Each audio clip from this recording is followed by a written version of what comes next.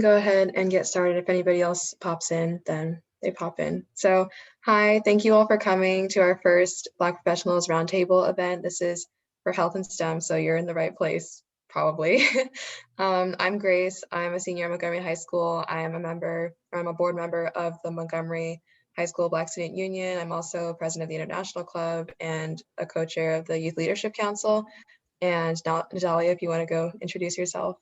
Yeah, hi, my name is Nidalia Wolfe. I'm also a board member of the BSU. I'm a senior at Montgomery High School. I'm also president of a club called Doctors of Tomorrow, and I'm active in Model UN and Youth in Government. Okay, and before we start anything, we want to give some thank yous. So first of all, to the Inclusion and Equity Committee for doing this with us and making it possible. We would have had a lot of Zoom issues otherwise.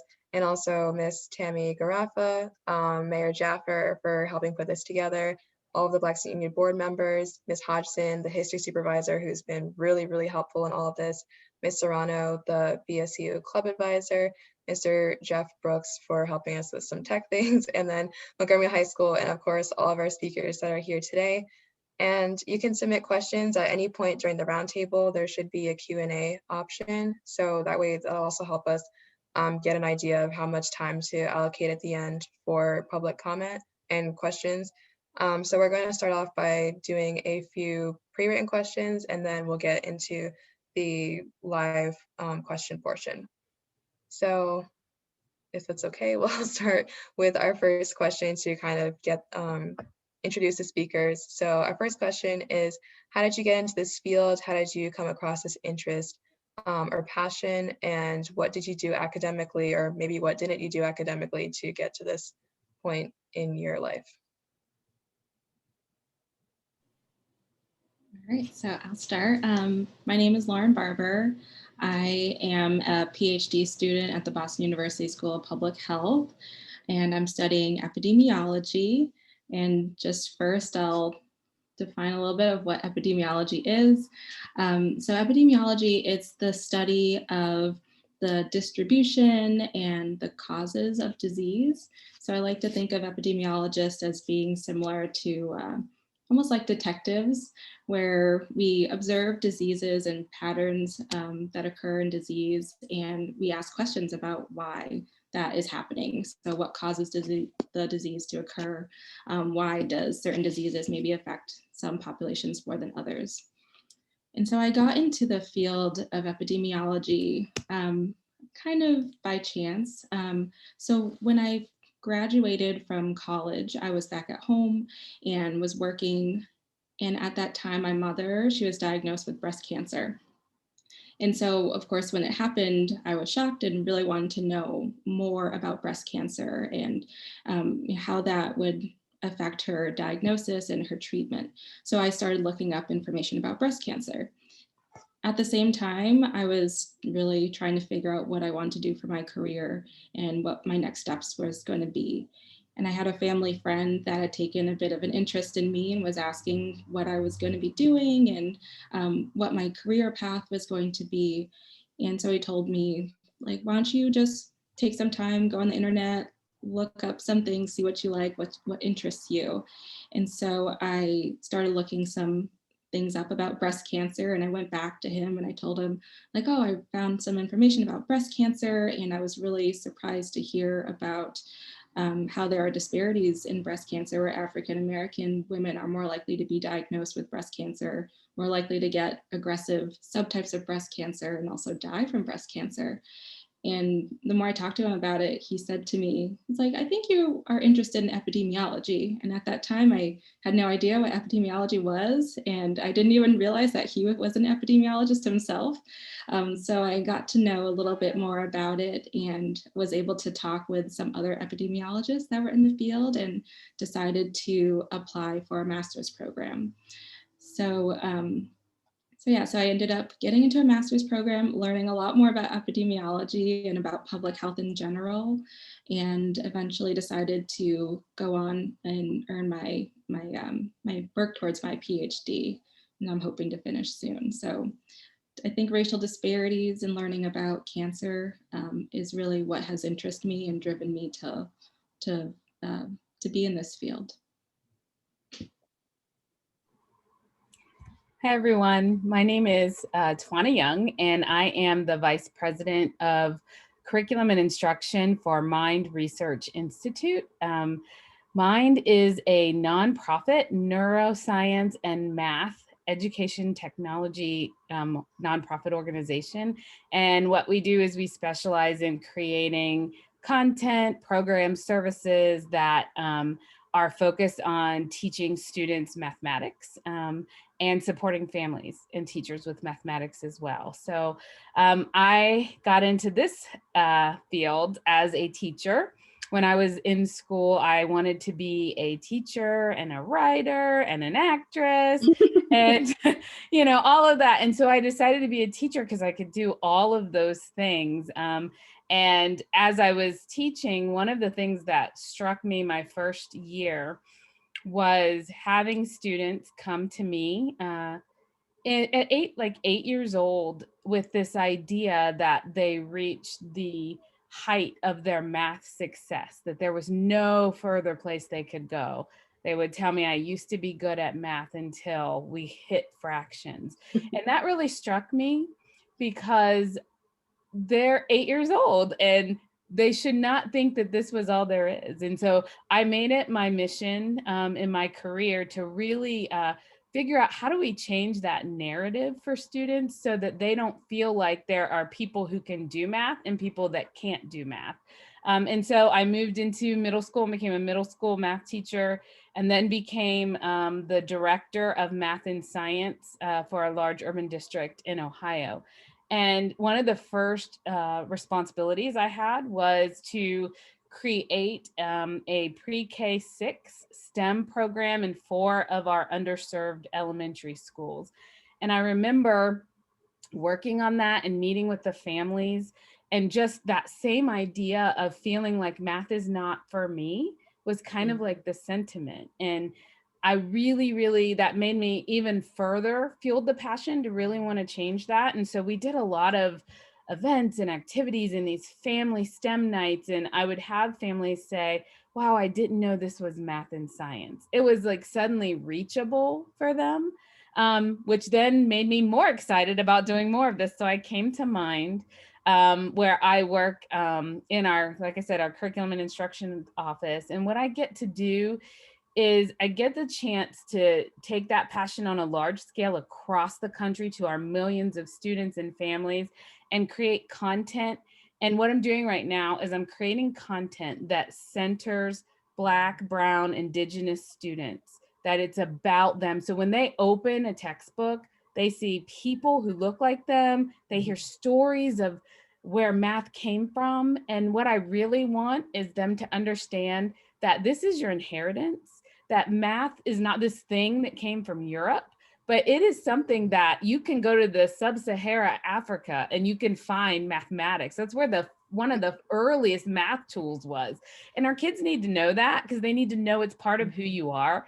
And so that's my charge. That's what I'm passionate about. And that's what I'm doing right now. We're creating some really great resources that just encourage kids and their families to be able to say, yes, I can do math. Math is something that is reachable for me, because that makes people have the opportunity to be doctors and lawyers and scientists and all of these great things that we want to make sure they can do. So that's that is my story and how I got there.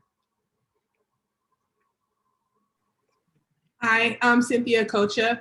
I also work alongside Twana at Mind Research Institute, and I am a software project manager. And I do a lot of things.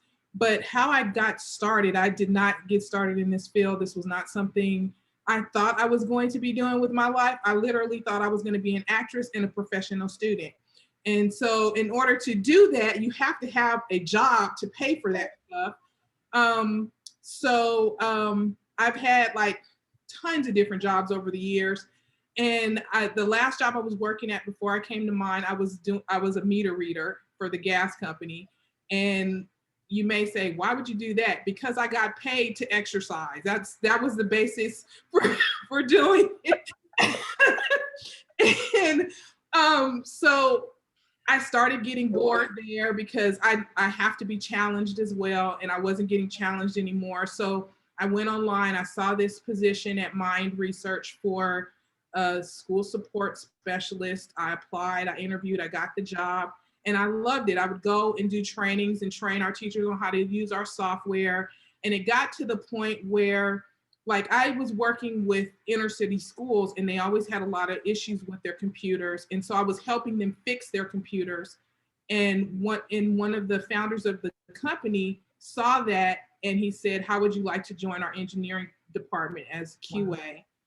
And so I joined as QA and I did testing of the software. And then about 5 years ago, we had a massive layoff, and one of them was in the department of creating our accounts for the teachers and the students. And so I took that over and learned it as I was doing it. It was not easy, but it was challenging, and that's what I like. So that's what I did. And then within the last year, I started working with Twana with this whole program of making math accessible to our students of color. Because like I said, I had a lot of jobs, and at one point I did substitute teach. And I remember being in a class and the kids saying, well, math is not that important. And, I'd give them scenarios. What about if you're in a store and, your mom sent you with so much money and you have to come back with so much change? And they were like, well, the cash register will tell her. And I said, okay, the power went out and she doesn't know math. And if you don't know math, you're coming back with the wrong amount of change and you're in trouble now. And they were like, oh. So when I saw what Mind was doing, I really got on board because I think math is so important, and it's it's something that we need every day in life. Even though we don't think we do need it every day in life. And the fact that we're now geared towards bringing the visuality of non-European people into math and showing them that you have a history in math, you just didn't know it. That's what I'm so passionate about.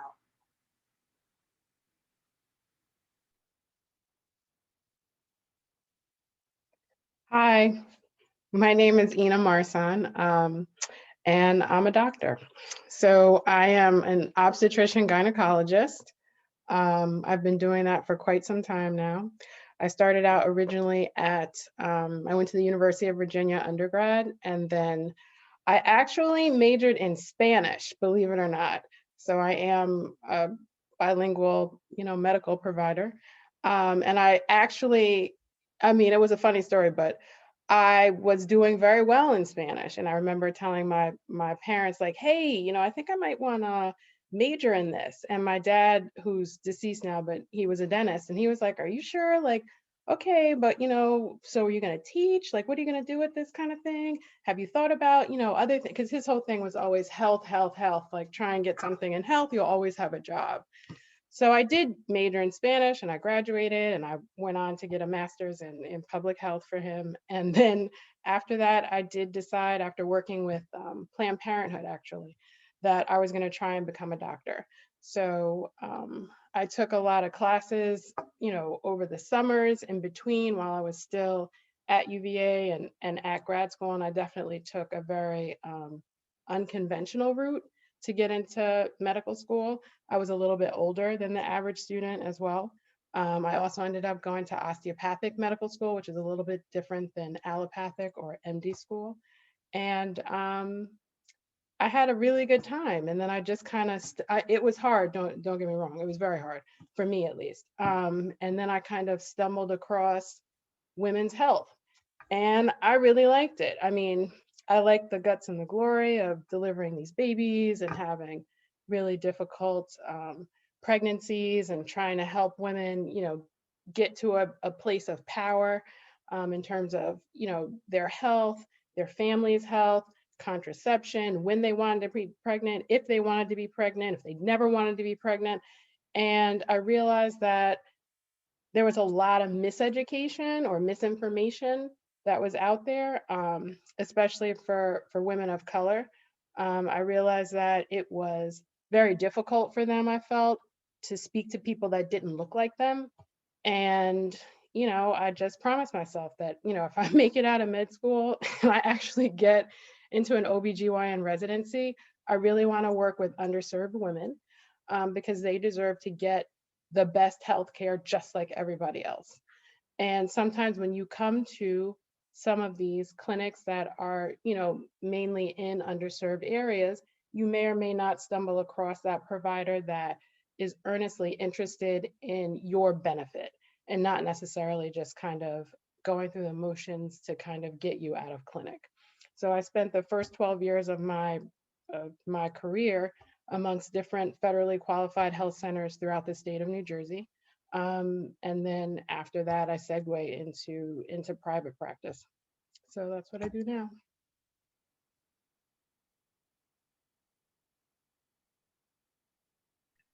All right, I think we can move into the next question. Thank you all for your responses. So our next one is, are there any expectations that you had about your career path or your field, and have you found that that has differed from the reality of it?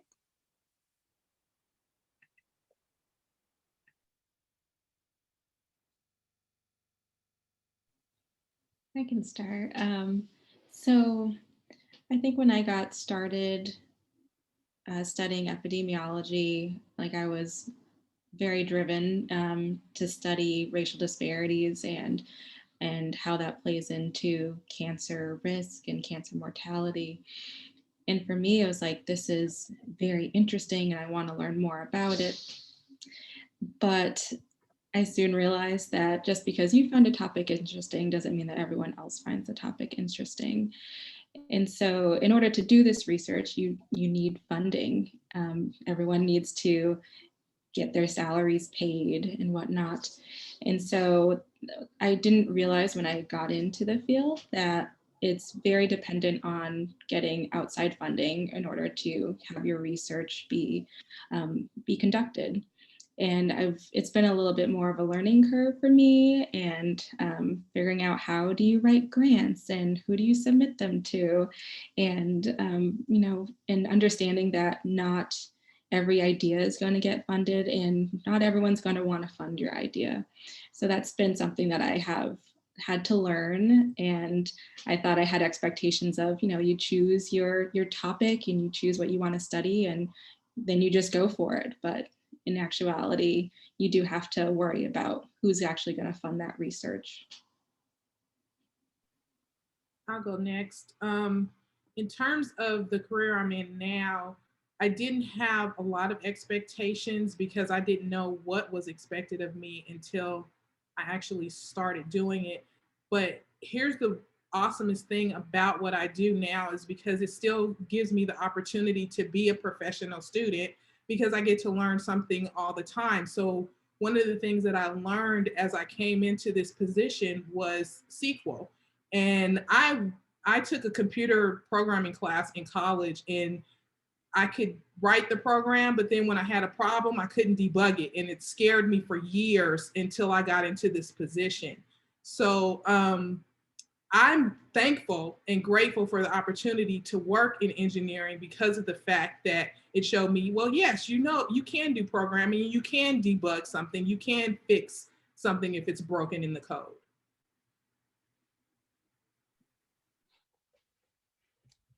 I can share one of the things that has been most interesting to me in this field and in working for Mind is all of the neuroscience that I've learned.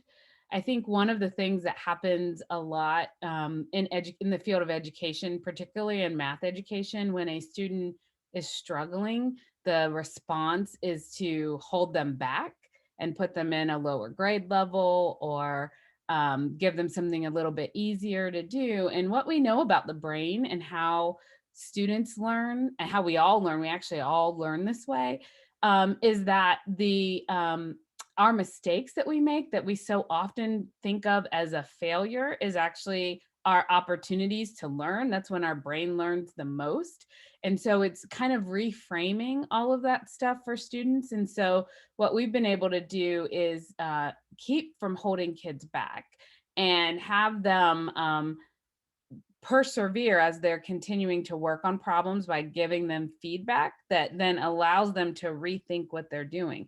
And that is pretty powerful, because then it lets the student know that they're the ones that's in control, that they can learn anything, that it's not a matter of you not being able to do it, it's having the time to do it. And maybe you can't do it yet, but you're going to get there. And so that's been one of the biggest learnings, and helping other people see that and how connected everything is. And the other thing I will say is, because we do so much learning about the brain, one of the areas that we talk a lot about is how our schemas get formed, which is how we perceive the world based on our experiences. And when students, they don't get to see people that look like them and then they struggle, it reinforces the idea that that's not for me. And so that's a thing, no matter what field we're in, that we all need to change for our kiddos, so that they don't feel like that's not for me. Everything, they should have opportunity to do everything. And so I think for me, that's been kind of the unexpected thing coming to ed tech, and really understanding how ingrained the way that we learn is. So it's been really, really interesting and very cool. Excuse me, I think one of the expectations that I most certainly had trying to become a physician was just that you had to be good at everything that involved anything medical. You had to know it all. You had to be good at it. There's no room for error. You can't mess up. And some of that is true. No, you can't mess up. However, there are always other people that you can ask questions. As I've matured in this field, I have my mentors still, and I'm 50. I still have people that I go to that, I ask questions for stuff that that I either just don't like, which makes it difficult for me to retain it, which is still, as you guys said, like from high school, like if I don't like it, I'm not talking about it. But for the things that I'm passionate about, I can talk about it from now until the cows come home. But that I definitely learned, and you learn this especially in residency, you have to be solid enough within yourself to recognize your limitations. And because you're dealing with life or death, you have to swallow your pride sometimes in order to help yourself get forward by helping your patient. So I would definitely say that was not my idea at all when I first went into medicine. It was just like, oh, you have, just keep studying. You have to know it all. And once you start actually practicing it, you realize that's not really the truth. You get very good at things that you like. And the longer you're in the field, you really get to hone your skills in terms of what you like to do, what you enjoy doing. And that's really what's better for the patient, because no patient wants to come see you for you to do a procedure that you don't really like to do. Thank you. That was all really insightful. Our next question is, what piece of advice would you give to someone looking to follow a similar career? Or do you have any general career advice? I can go first. I think my advice is to pursue your passions, to not get caught up in like a job title, because your job title doesn't define you. I think we all probably could relate to this as Black women in professional fields. It's hard. It's really hard. And I think when you allow your title to be the thing that you get your identity from, then you're setting yourself up, because it's really hard to be a Black woman in professional fields. But when you let your character define you, that's where your identity should be. That's the thing that will help you when those other things come against you, because you know who you are. You're grounded in who you are. And I think Dr. Ena talked about this a little bit. You're going to be grounded in who you are. You're going to know your the things that are true and that are not true about you when you are passionate and someone sees that as being an angry Black woman, you know that that's not you. You are passionate about this and you have every right to be passionate about this. So I think the best advice is to know who you are, be confident in who you are, and don't let a title or a label define you.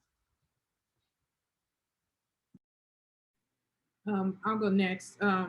Just piggybacking on what Twana said, that's true. In addition to being grounded and knowing who you are, don't let someone else tell you who you are. In the field of engineering, because honestly, I don't see where I work, I'm the only person of my race in that entire department. So if you're looking to get into a career where you're doing any type of programming, there are so many sites out there where you can learn for free. Like I said, I learned SQL on this job and I learned it all for free. I didn't pay for a class. And then I started getting into like statistics and other things because I found like other sites that were giving me information that I wanted to learn how to do. I learned how to do programming with Python just by going online and finding sites that would give me some information. You can buy books. Just know that it doesn't always have to be the set, you got to go to college and get a PhD or a master's type of thing, because there's so many avenues out there now for you to learn. And if you can't afford it, there's a place for you to find it and you don't have to pay for it, because everybody thinks, oh, I can't get that higher education because I can't afford it. Yes, you can. Just know that you can. I'll jump in. I would say that my one piece of advice with at least trying to become a physician is that you have to remember that everyone, or you should remember, everyone's path to get to medical school and then to become an attending is different. And it's totally okay if your path wasn't the conventional one. It does not mean that you don't deserve a seat at the table. It most certainly does not mean that you're not supposed to be a doctor. It just means what it was. You got there differently, and that's fine. It doesn't mean that you're less than, and you really have to hold on to that, because at least right now in the medical field, there are definitely not enough brown and Black women, especially. And there are quite a few people that are always going to try and make you feel like you don't deserve to be there, that you didn't work hard enough to get there, that you're just a statistic, and all the rest of that mess that we usually hear. But you just have to be resilient. You definitely have to try and persevere. And it's totally okay if you stumble along the way. I'm always very open with how I got there. The first time I applied to medical school, I got rejected from 10 schools and I didn't know what I was going to do. So, I mean, and when I went for board certification, I failed my oral boards the first time and I most certainly didn't know what I was going to do. So, I mean, everyone's path is not going to be, you know, you went to undergrad, you got into med school, you got out in 4 years, you got this fabulous job, and that's perfectly okay. It does not mean that you are any less at all.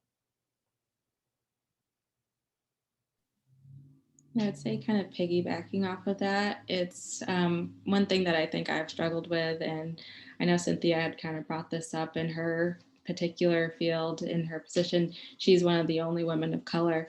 And when I was going through my training, I experienced that as well. And I'm sure a lot of us have, just being one of the only ones.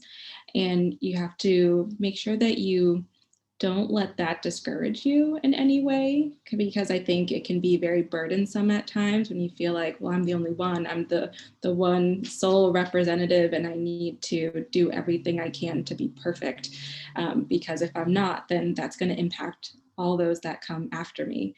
So I think you just have to, if you can, whether it's someone that's in your class or maybe they're in a different class or they're in a different field, like find your people that you can talk with and you can communicate what you're feeling if you have concerns, because I think that can really be helpful for you if you are experiencing being the only one in your workspace, because no one really wants to bear that burden on their own.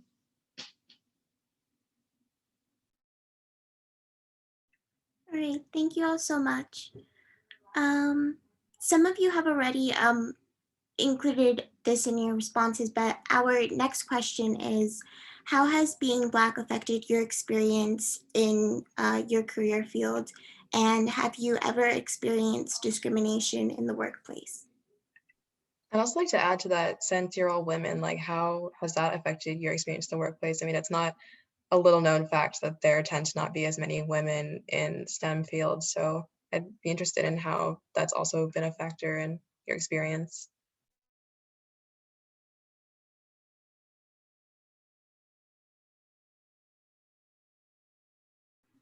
I'll start.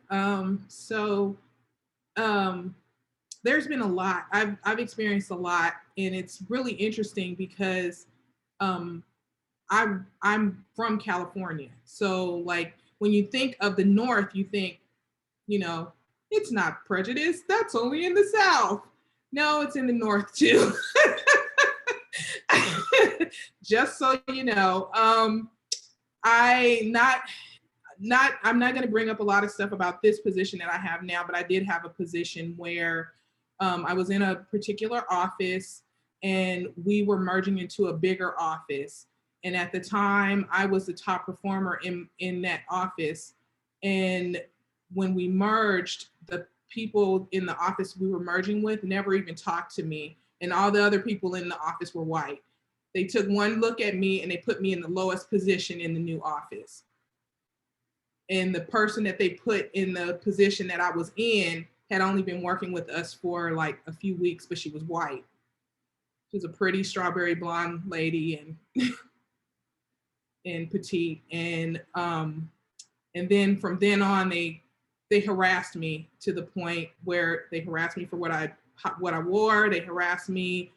They told lies on me and said I was breaking office equipment and, just anything and everything they could do to me until I was forced to say I'm quitting.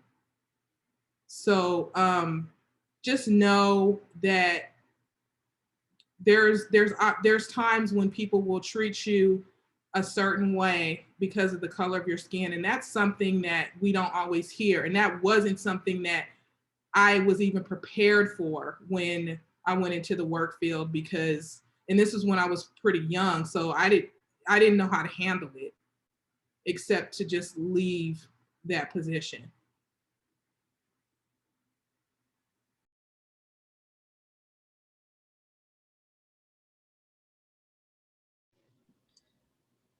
So I think for me, it's being Black has definitely impacted the career that I'm in. It's impacted my trajectory, and it's really has driven me to pursue the career that I have. And I feel like perhaps if I wasn't Black, I wouldn't be where I am right now, wanting to study the health of Black populations. And one of the things that I forgot to mention before is that I actually do research for the Black Women's Health Study, which is one of the largest studies focused on Black women's health in the country. And I think just being Black and seeing that there are individuals who want to do research and want to improve the health of Black women has really given me hope in some cases, and has made me feel like, well, if they're doing it, like that's what I want to do and that's what I want to pursue.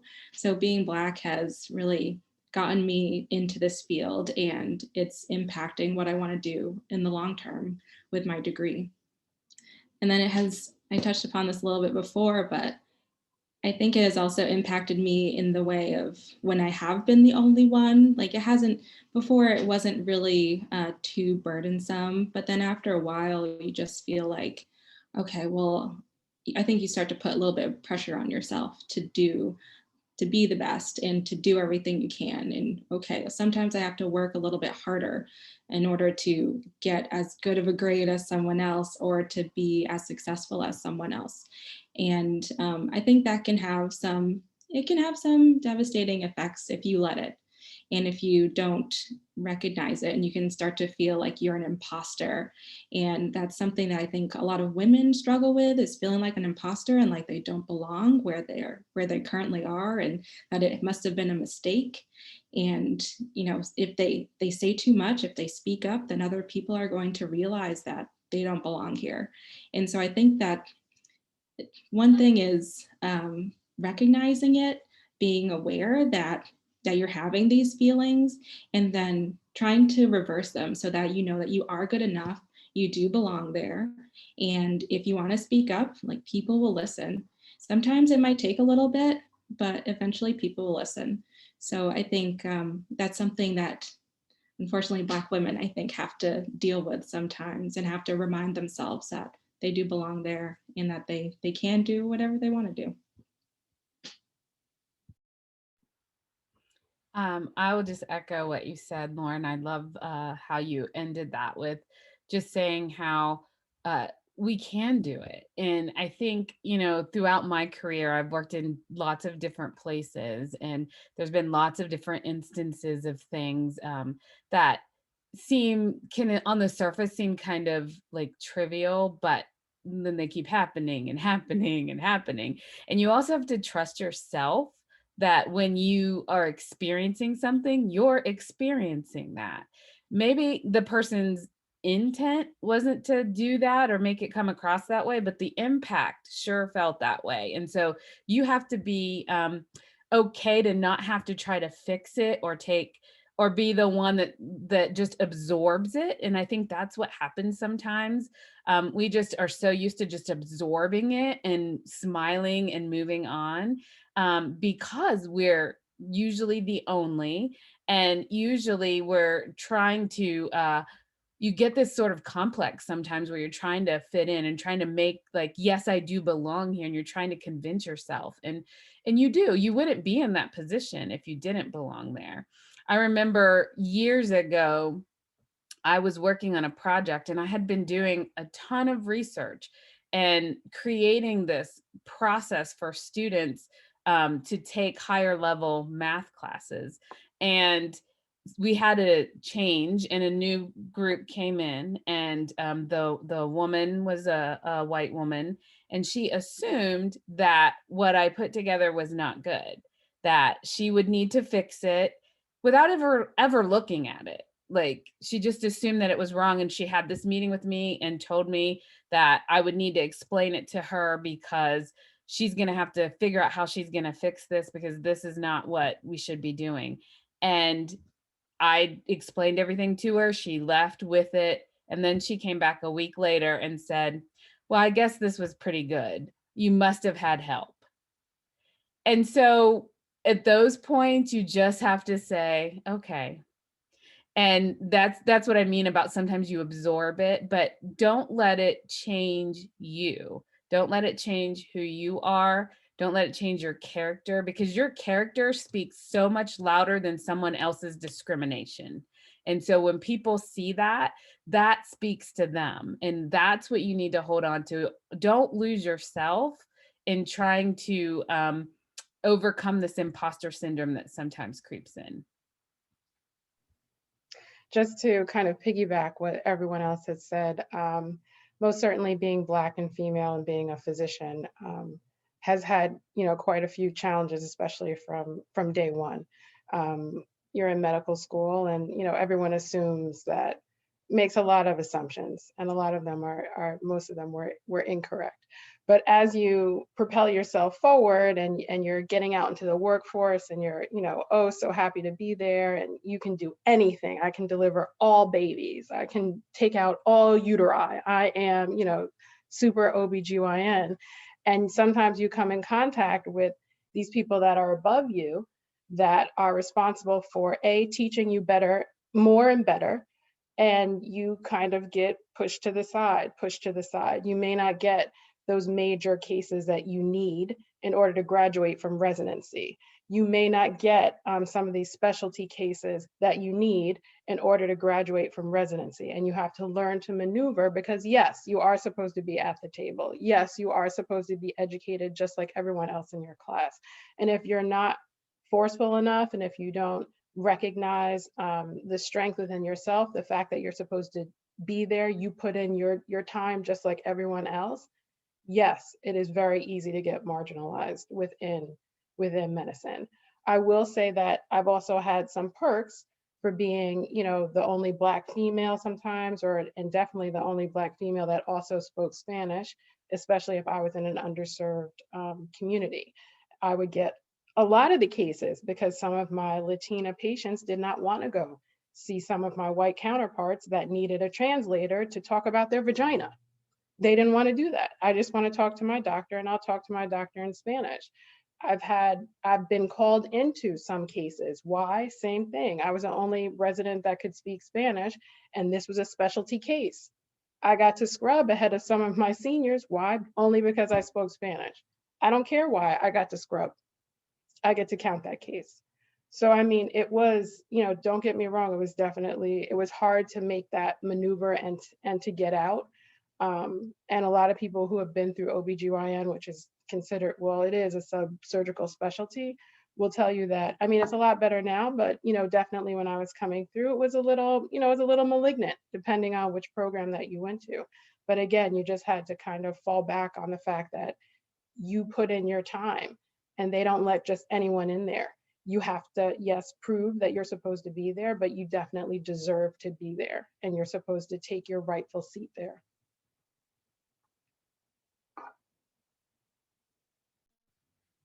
Thank you for all of your responses. I find it really inspiring to hear how you guys have dealt with these kinds of issues in the workplace and in education, especially myself, like thinking about my future and what I might want to do.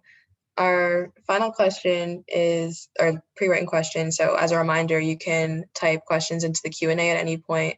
That'll help us get an idea of how much more time to allocate for public questions. So please feel free to start typing them in there. And our last prepared question is, how would you define success?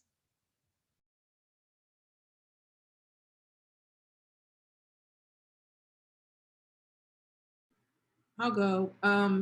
You know, Twana talked about before about character, and I think that's a big part of success is knowing who you are and being fine with it. And I always remember something my great grandmother told me because she was in my life until I was in the 10th grade, and she used to always tell me, never stick around if you're not happy. And that was honestly, I think that may be why I had so many jobs, but the happiness for me was the challenge. So if I felt like I wasn't being challenged, I wasn't happy anymore. I was bored, so I moved on. So you have to figure what that is for you, what that challenge is for you. If you like to be challenged, what that joy is for you, what the happiness is for you. And that's what you need to stick to, because you know who you are and you've defined that, and that's all you need to know.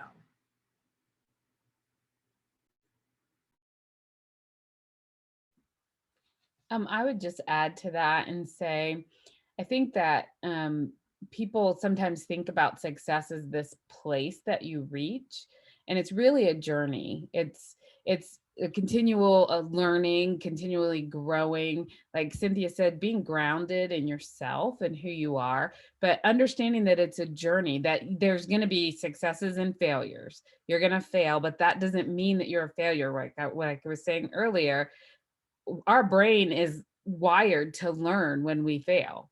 And so that's how you get to success. It's getting back up and doing it. And one of the things that I always tell people is I feel like all of the things that you go through in your life, all of the trials, all of the lessons you learn are just stepping stones to your destiny. So every situation, there's something that you learn about yourself and you learn about your journey. And so if you continue to think about success in that way, as just growing and developing and learning and becoming a better you, then you are always going to be on the road to success.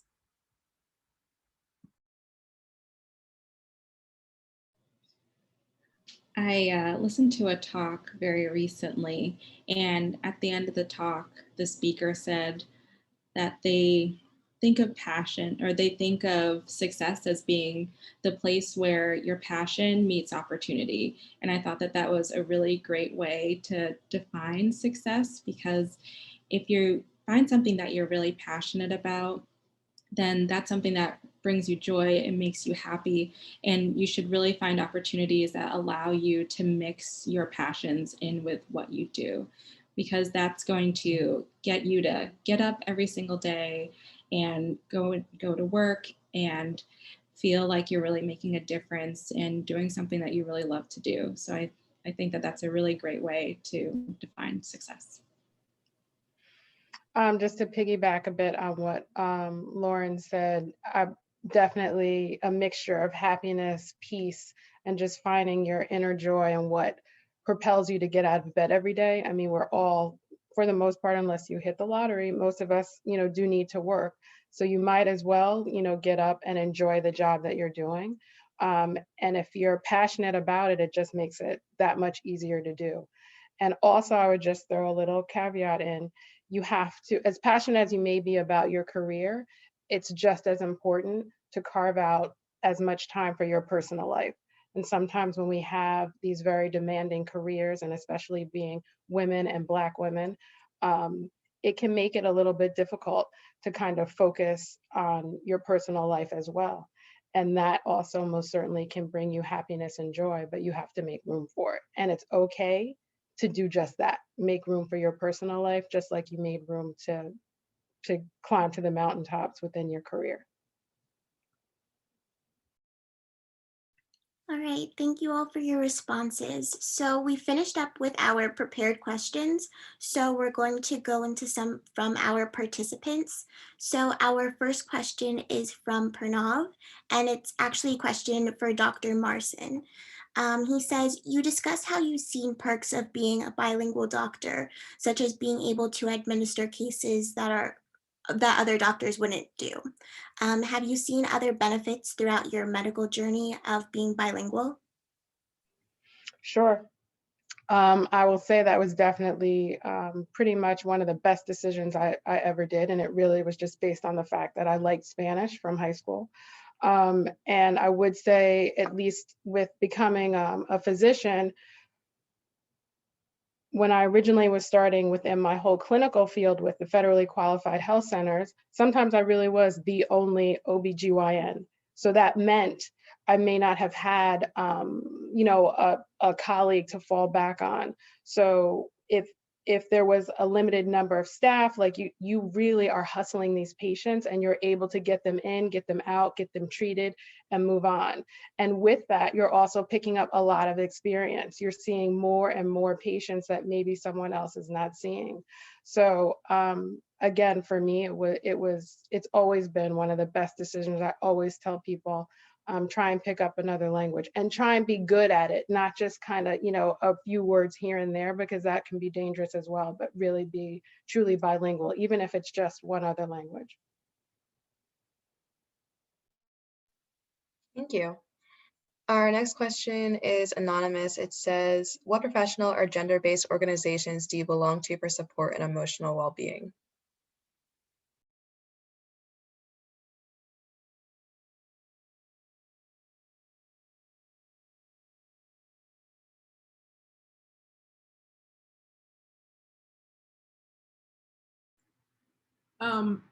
I'm not in really a professional organization, but I just talked about I wanted to be an actor, so I am a performer, and my outlet is in my creativity, and so I sing with various groups, and that's how I get my support and my emotional well-being.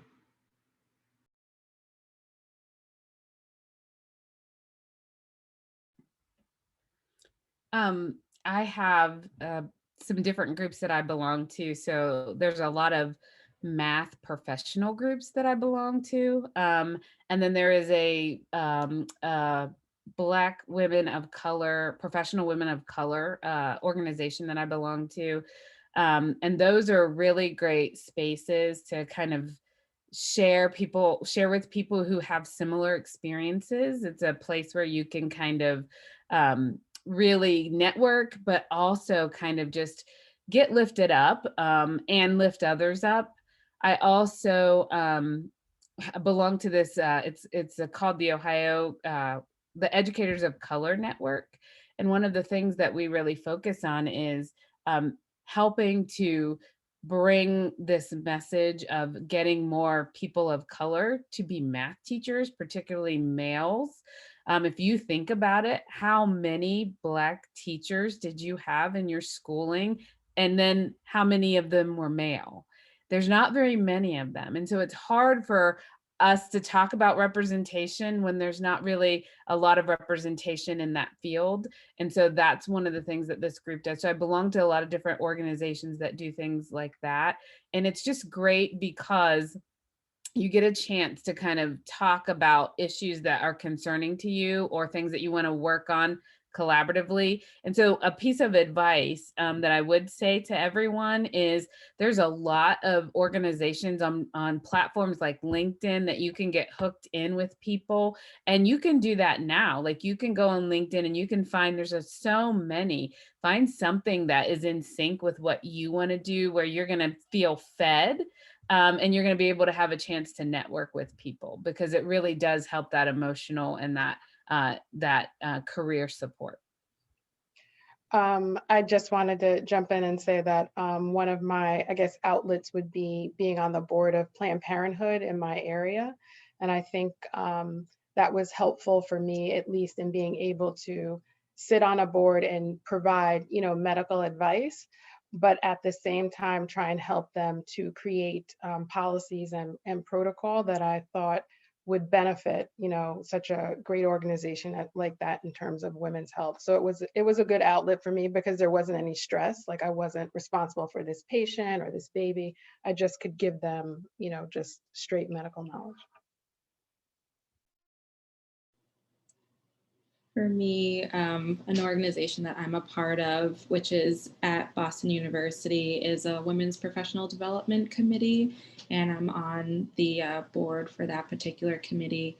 And somewhat like Dr. Marsan, it has been a really good outlet to, I guess, recognize what limitations there are in terms of professional development for women, and trying to figure out what sort of content we'd like to put out there so that women who are at the university feel like they're really developing their skills and preparing themselves for their career ahead. So that has been really a really key organization for me.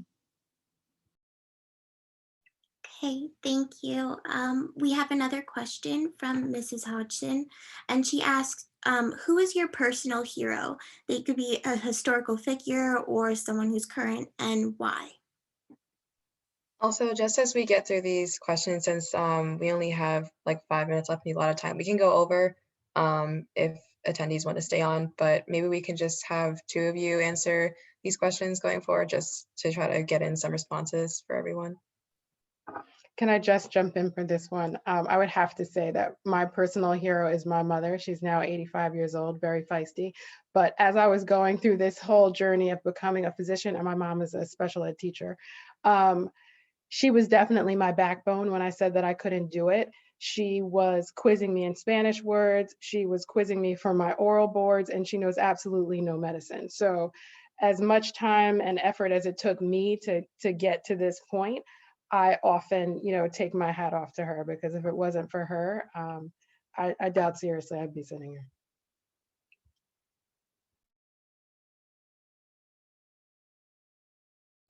I'll piggyback off of that. It's my mom too. At a young age, my mom taught me about budgeting, and maybe that's where my love for math came from. I really literally was asking her for something, and she was like, we don't have the money, and I was like, just go to the ATM and get it.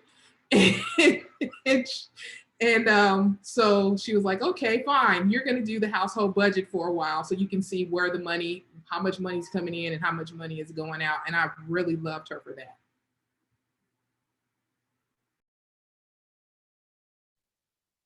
Thank you.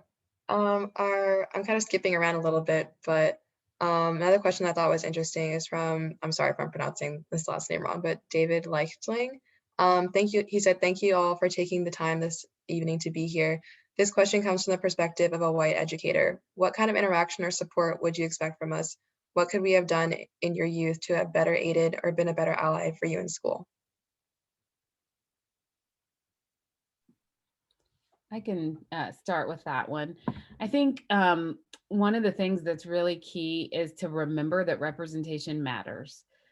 Making sure that as you are interacting with students of all races, they understand and get to see they get to see Black men and women, brown men and women, all different colors that are doing things and they're successful in it or that have contributed to something. Because if you think about some kids, and depending on where you live, there's a narrative that maybe if they don't ever experience a person of color, all they're seeing is what's portrayed on TV or what's in the movies or what they hear other people talk about. And so it's a chance to show them that that is not the right narrative. And I think changing the narrative is such an important piece to helping children be successful and helping them have a better identity of who they are and feel comfortable with who they are. So I would say representation is definitely key. And then the second thing I would say is if you work with students of color, students in poverty, hold them to high expectations. They can do it, like encourage them to do it. And that's another thing that I think happens too often is that we feel like, oh, poor baby, I have to lower my expectations.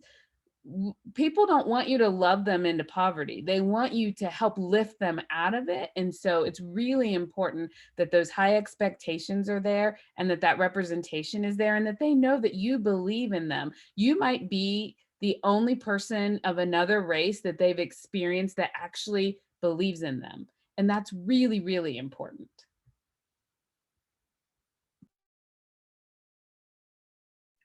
Okay, thank you. We have another question this is from Jason Sullivan, and he says, there has been several mentions of productive struggle and its value. Do you have suggestions for educators working with students who may have some imposter syndrome, but might also feel they need to work harder or feel they have to do it alone, but also recognizing that the same students may have more obstacles already because of systematic institutional racism? And also, how do you balance the productive struggle with excessively unequal struggle compared to their peers?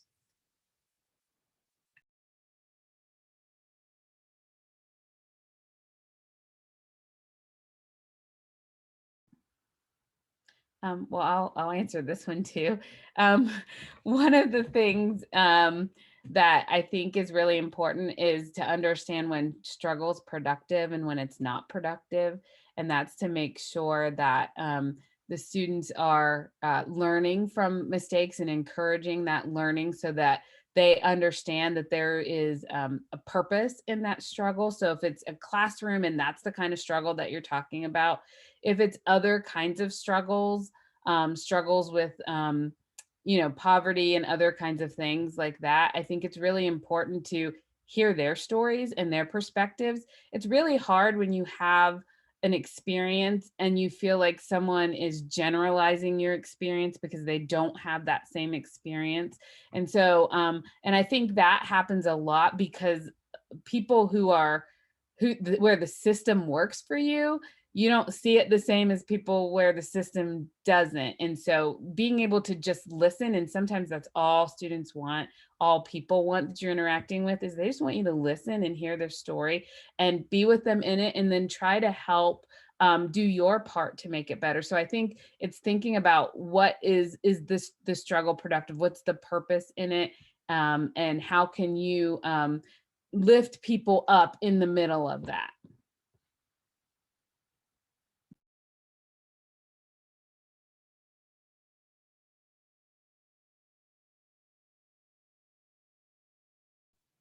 Okay, well, I guess we can move on to the next one.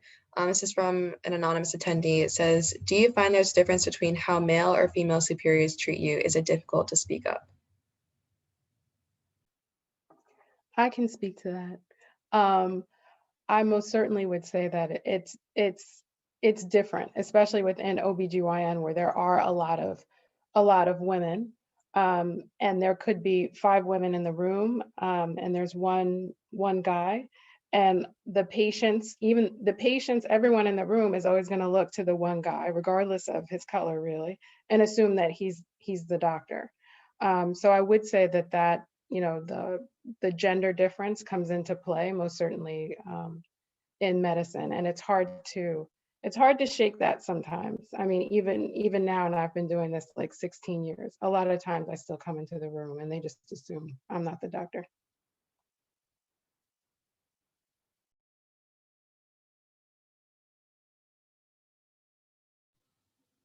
In my field, in my office, I have to admit that the majority of the individuals that work there are female. So for the most part, my superiors are always female. But I have had classmates and colleagues who they have a few male superiors that they have to report to in meetings, and they do feel like there is a difference between how the male superiors talk to them and how they respond to the things that they say compared to the other women that are in the room. And it's has been a struggle just trying to feel like they can speak up and like their voice is going to be heard. But I think when there are instances where that's the case, it helps having other women who are there to sort of be your ally. And if they have the ability, whether it's superiority or they have a little bit more confidence to speak up and to say something, then they can be there to try and reinforce the things that perhaps someone else wasn't able to say because of this male superior who was there and not really listening.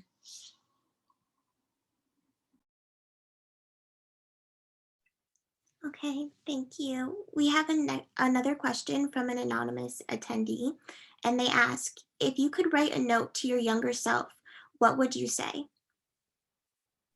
Also, we realize that it's 8:04, so if anyone wants to leave, they're welcome to. But this is kind of a good closing question, but we can also stay on for longer afterwards if anyone still wants to stick around.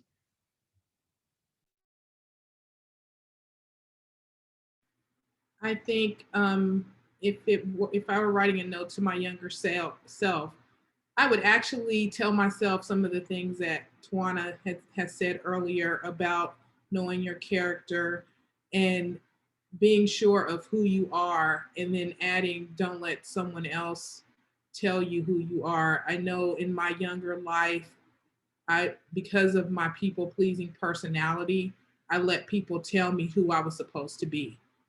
And I lost myself as a result. So please don't do that.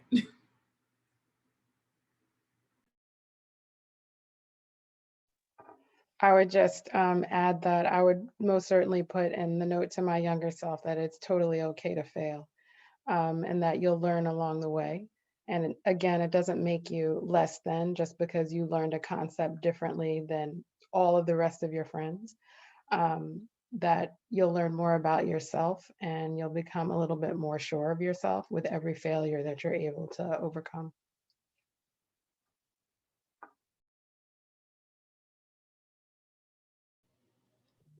I would tell my younger self, don't be afraid to reach out and make connections with other individuals. Don't be afraid to ask questions and get advice from those who are around you. I think when you're younger, it's easier to feel like someone who might be in a position that is more superior to you isn't going to want to talk to you and isn't going to want to provide advice. But in reality, oftentimes, if you do reach out, you'll experience a really good, positive relationship that could result from it. And you could get really valuable information, and it could really impact your career and perhaps how you see yourself. And it can be really beneficial in the end. So I would say, don't be afraid. And I will just add that I think what I would say to my younger self is that your voice is important. That it's okay to speak up. Go ahead and speak up, because sometimes what you think is not that important, because we rationalize and we try to like not get ourselves to say things, because we don't want to rock a boat, or we don't think people are going to care about what we have to say. But our voices are, or we don't think it's going to change anything, but our voices are important. And I would just tell myself to take the opportunities to not be silenced, to speak up and to share your voice, because it's not just important for us, it's important for everyone around us. There are ideas and thoughts that we all have that other people need to hear, especially if there are things that we're passionate about. And us speaking up inspires and encourages other people to speak up as well.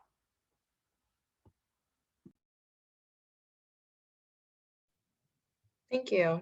So if anybody has to head out, that's totally fine. No pressure to stay on past, because we advertise this until 8. But there are a few more unanswered questions. Also, Catherine Powell says, thank you for taking time from your busy schedule to meet with us. So the next question, someone asked, where do you see yourself in 5 years?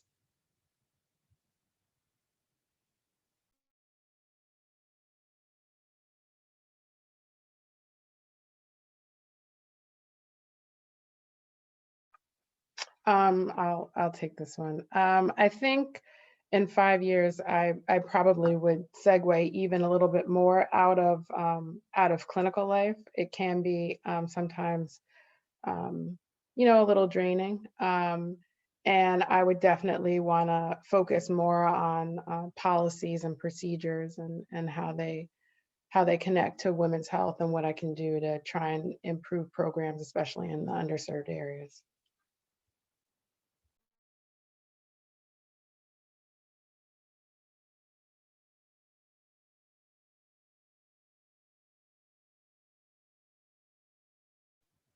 Okay, we can move on to the next one then.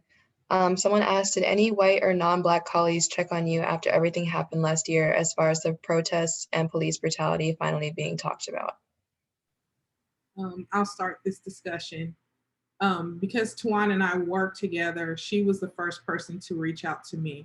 Within my personal department, no one ever said anything to me about it. In fact, my immediate supervisor just pushed on like nothing happened.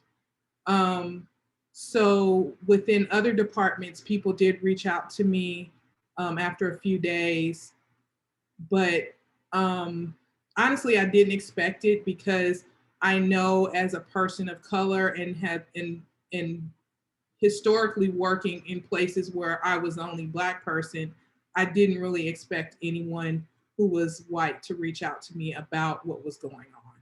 So I was definitely surprised and a little pleased that some did.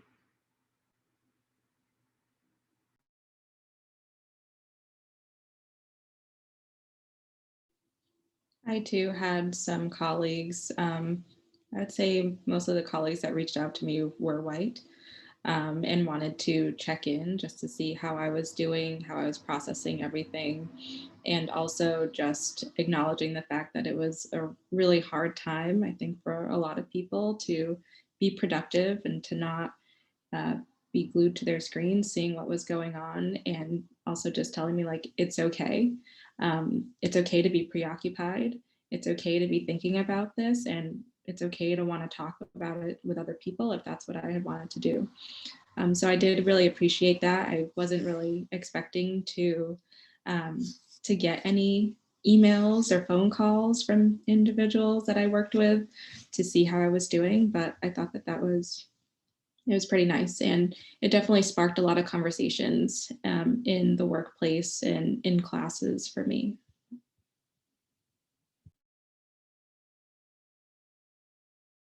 All right, we have another question from an anonymous attendee, and they ask, as you're all Black women, have you ever faced a lack of confidence or self-image issues that made you question whether you were worthy of pursuing your dreams or current profession?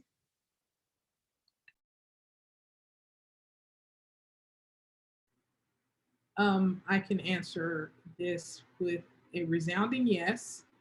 Um, as as I have said earlier, I am a people pleaser. So when someone says something to me, I internalize that. And I'm saying this as a way of getting you as students to understand that you don't have to internalize what negative words you hear from someone else. And I've done that. And as I've internalized it, I've turned that into that's who I am. And so you don't want to do that. You really want to know who you are as a person, what you believe, what you can do, where your strengths are. And as Dr. Ena said, learning from your failures and being okay with failing, because that's the only way we learn is by failing. When you succeed all the time, you don't really learn anything. So as you fail, you learn what went wrong, you change something, you go on to the next thing, you change something, you go on to the next thing. So what you want to do is really just know who you are and learn from your failures and be comfortable with that. Yeah, I would just say, I think one of the things that is really interesting to think about is there's so many things as Black women that you have to be aware of that other people don't have to think about. And your hair, is it natural? Is it straight? People wanting to touch your hair, people thinking that if your hair is natural, it's not professional enough. I've even been asked when I used to have my hair straight all the time. And when I first moved to wearing it more natural, someone asked me what I was trying to prove. What was my message I was trying to send? And so you have those kinds of things. It wasn't anybody at work, but someone said that to me in my personal life. And so I think there's so many things that you struggle with as Black women. I read an article one time that talked about how Black women are the most oppressed group, because if you think about the hierarchy, we're at the bottom. And being the most oppressed group, you get the most things that happen to you that other people don't even have to think about. And so, of course, that messes with your confidence. It messes with the way that you, like, before you get ready to do a Zoom call and you start to think about, oh my gosh, my hair, and what do I have to do? And, all of those things. And yes, a lot of women think about the way that they look, but it's different because nobody's going to question your professionalism because of that. And so I think that's really, it's really important. When people see us, sometimes I think they see our culture more than they see us. And so that doesn't really happen to a lot of other people, but it happens to Black women. And I think that's why hair is like such a big deal. The other thing I will say, and this is why I said all the things that I said earlier about your voice and your character, is I had a situation where I was not being heard. I was saying and sharing and talking about all these things, but I was not being heard. And that happens to you over and over and over again. You just stop speaking because you start to think, well, what I'm saying must not be that important. And so you start to doubt yourself, but you know that you know the things that you're talking about. And so you just have to stand in your confidence and in who you are and in what you know. And you can't let any label, because people will say things to you that they don't think are hurtful, like that belittles the fact that you're in the position, where they try to make you feel like you're a token in the position instead of earning it. And so those are all things that Black women struggle through all of the time. You work hard to earn your seat at the table, and then people question why you're there.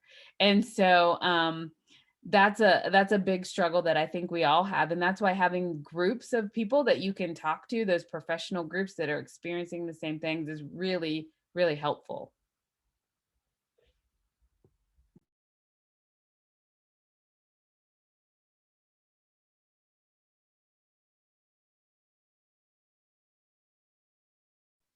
Okay, well, that's it for all of our questions. Thank you so much for your time. It was really interesting hearing all of your responses. They were all really thoughtful, and I just found it all very inspiring. I think some of our audience members did too. I mean, hopefully they did. So thank you all for coming. Thank you to all of our audience members for coming and for your thoughtful questions as well. So Thank you all. I really appreciate all of you coming and all of your responses. So we have as a reminder, we have our next roundtable event next Thursday, the 11th, same time at 7 p.m. And this one will be focused on law and government, if anyone's interested in attending that. And we hope you have a good evening. So thank you all for coming. Thank you.